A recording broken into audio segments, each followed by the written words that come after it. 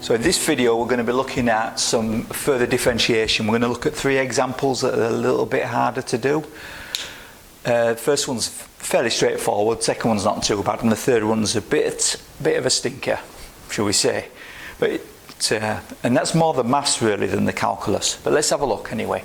So the first one, we've got the angular displacement theta of a rotating disc is given by theta equals 8 sine t divided by 4.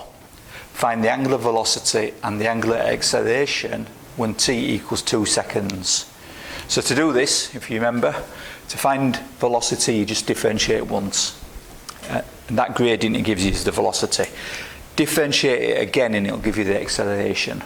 So that's what we're going to do. So we'll differentiate once for the velocity, differentiate again for the acceleration. This theta is referring to the angular displacement as the disc spins, how far it's gone around. If you had a line on it as it moved, what would that angle be?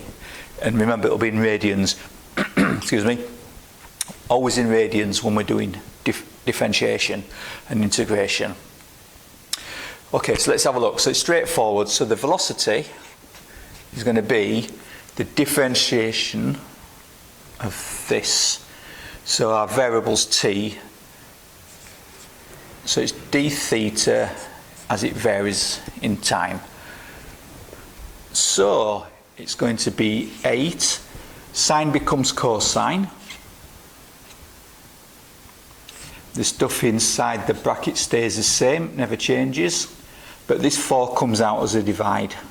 Well, it comes out as a multiply actually, but it's already a quarter, so it's coming out as a times by a quarter. So in other words, divide by 4. No minus sign when you go from sine to cosine. So if I tidy that up, I will get cosine t over 4, and all this is divided by 2, because the 8 and the 4 cancels down. Okay? Nothing difficult with that. So to find the velocity at 2 seconds, so it's spinning round, what speed is it doing at 2 seconds? It's a sine wave, remember. So it's going to oscillate, it's going to get faster and slower. Okay, according to the sine function. So if I put 2 into there, that would be cosine 2 over 4, or a half, divided by 2. And the answer to that is 1.755. 1.755 radians per second. Just like linear accelerations in meters per second, then angular velocity is in meters per second. Then with angular velocity, I'll get there, it's in radians per second. Okay, radians divided by seconds. Okay, that's straightforward. Right, acceleration. By the way, don't forget to have your calculator in radians. Okay, and don't forget your units as well. Okay, so then acceleration is going to be either the velocity differentiated, or the double differentiation of what we started with, which we write like this. There's another way actually with a function of x and a prime and things like that, but we're not doing it on this. dt squared. So the proper way, so-called, of saying it is d2 theta over dt squared, but that's not a big deal how you say it really, as long as you do it right. So it's this. I'm going to differentiate now. So again, same thing. So it's going to become, the function cosine becomes sine, but it's going to be minus. So don't forget your minus sign. Double meaning there. The stuff inside the bracket stays the same. The 4 comes out and multiplies with a 2. So I'm now going to have divide by 8.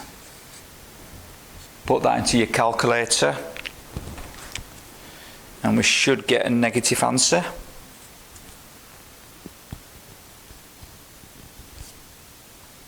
And I'll stick that on the video afterwards, because I've just spotted something, a silly mistake. But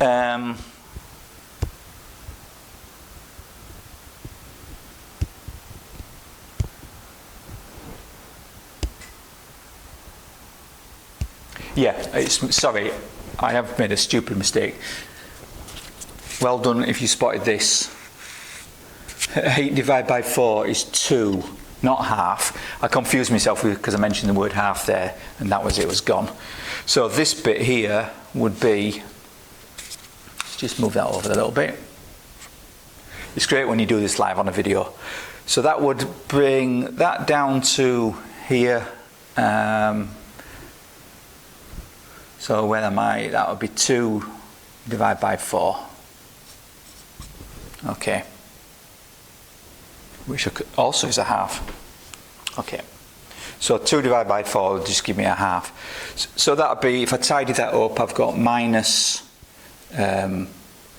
sine t over 4 all divided by 2. Okay. Right, so I did get my answer right in my notes. If I put 2 into here, number crunch that with my calculator in radians, I do get an answer of negative 0.2397.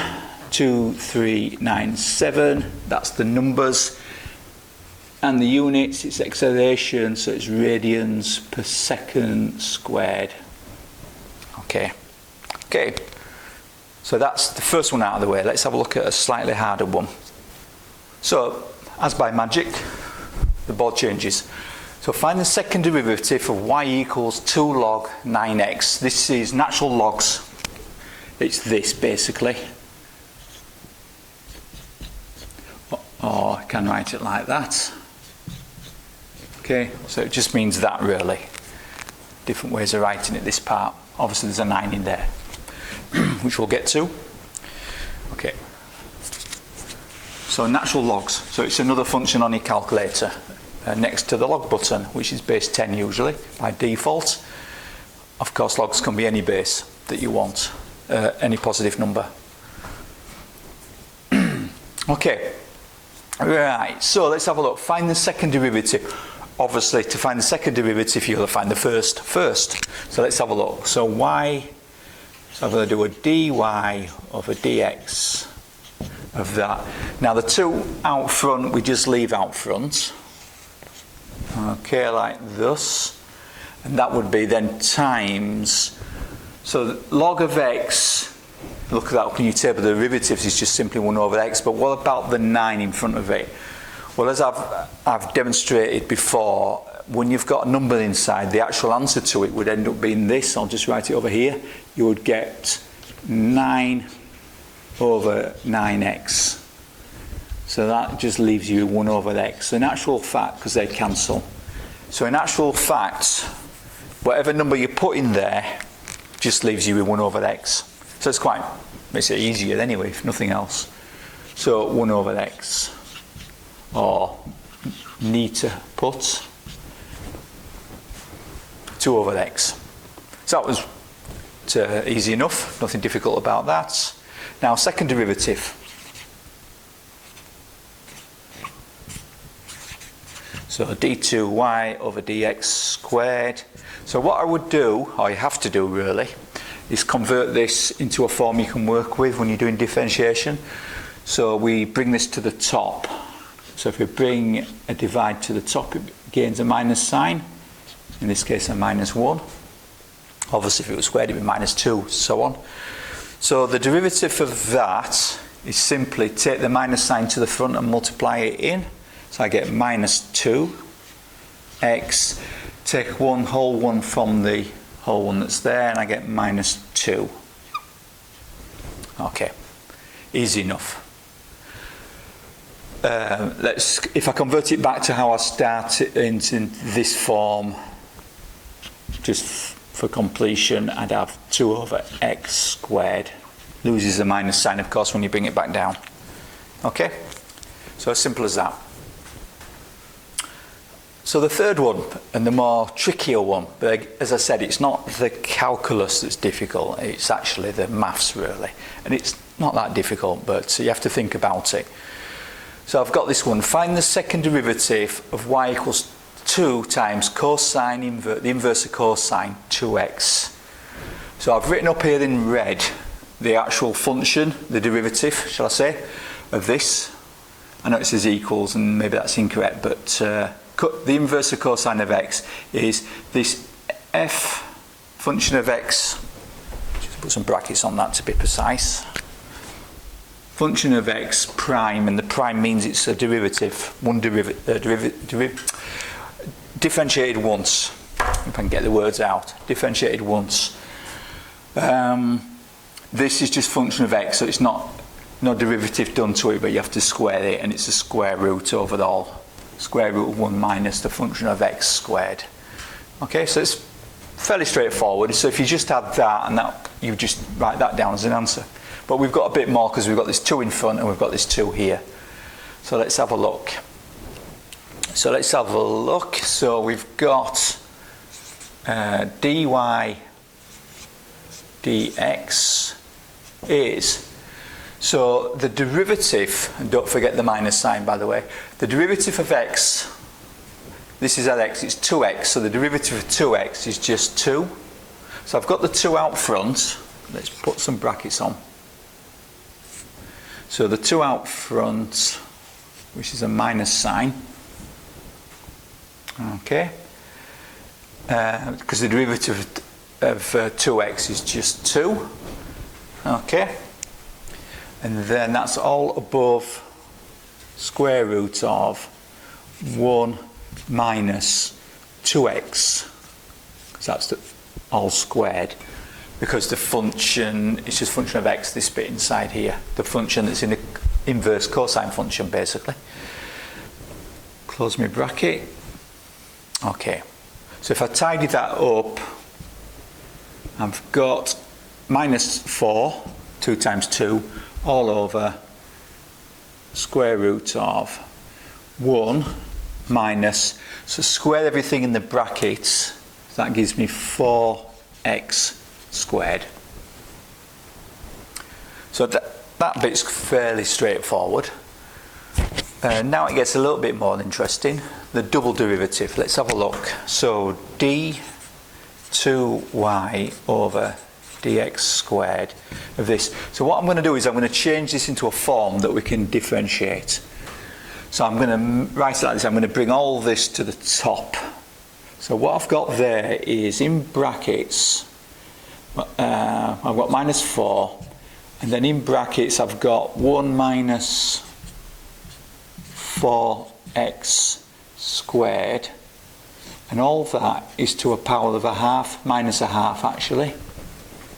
Okay, because a half, power of half represents a square root, and it's a divide by it, so it gains a minus sign, like that last example.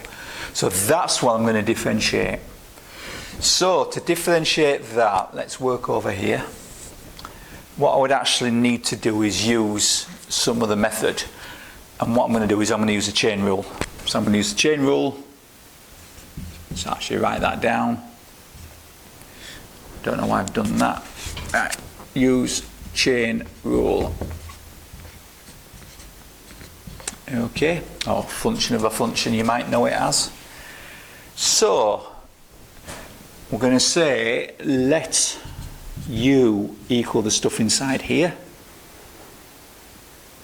So u equals 1 minus 4x squared.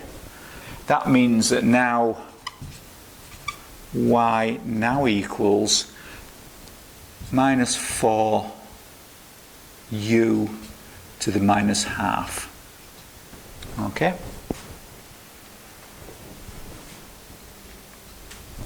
Minus half. Now the formula is this, if you remember. So dy over dx equals, so it doesn't matter which way around you do it, but du over dx times dy over du. So what we've actually done in that formula is we've taken this, multiplied top and bottom by du, and then pulled it out, and we end up with this. So we've got a formula, so it's clever stuff really, whoever came up with this, it's clever, pretty clever stuff. Right, so u equals that and y equals that. So if I differentiate u, this bit here of the formula, I would just get the two, the one is a constant, so that's gone, becomes 0. So I've got minus 8. So du dx equals minus 8 x to the 1, which I don't need to write in, and dy du for this bit is going to be the differentiation of that. So 4 times by minus half, minus 4 divided times by minus half gives me minus plus 2. So again 2, and it's u still, and then I subtract 1 whole from a half, so I'll end up with minus 3 halves. Okay, so bring them back together as my formula there says, and I'm going to get, and I'll go back over here, I've now got minus 8 x times, I'll put this in brackets for now, yeah I will, 2u minus 3 halves. So I can obviously multiply that 8 into that 2, I can't touch the power. Okay, so the u I can substitute back in, u equals that. So I can substitute that in, so I'm going to do 2 things there in my tidying up. I'm going to multiply the 8 and 2 together, so I get minus 16. Don't forget the minus sign. X stays where it is. U has now become, substituting back in, 1 minus 4x squared to the power of minus 3 halves. Okay, you all followed that. So that's actually complete. I'm just going to do another line just for the sake of it really. But you know, they say leave things as you find them. Often applies in maths as well. We started in this sort of format, or this format, so we're going to change this to that kind of format. And all we'll do is we'll bring this down to the bottom. It's a minus sign, so we'll bring it down as a divide, and it'll look like this. So we've got minus 16x on top. Underneath we've got, so that's there, the minus sign means brings it down. The 2 is 1 over 2 would be a square root, so I'm going to have a square root and all to the power of 3 inside the bracket, which is 1 minus 4x squared to the power of 3, and that would be the final answer to this. So complete. Of course, if you were doing the number crunching, if you had a value for x and you wanted the gradient, both these work the same, give you exactly the same answer. This is just a different version of that, a tidied up version. If I was putting in my calculator, I'd probably prefer to do that actually. Okay, so thank you for listening.